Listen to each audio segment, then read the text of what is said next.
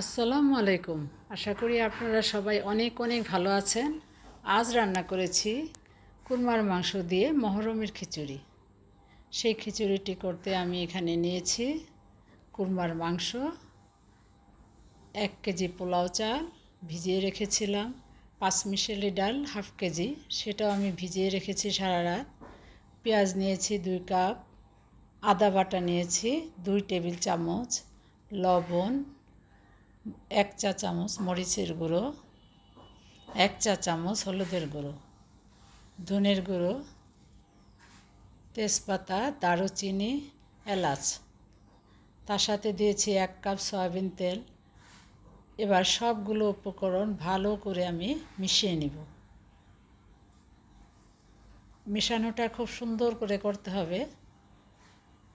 এই মেশানো হয়ে গেলে আমি এই পাতিলটি চুলায় দেব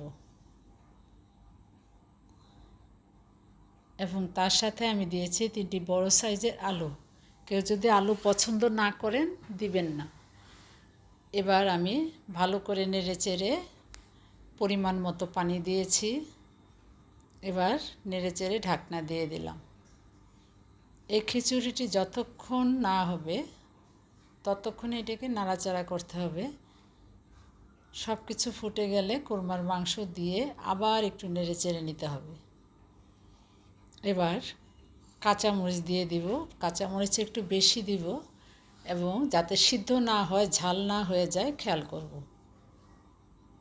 তারপরে সব শেষে আমি দিয়ে দিব এখানে ঘি। এবার একটু হালকা করে নেড়েচেড়ে তৈরি হয়ে যাবে মহরমের খিচুড়ি।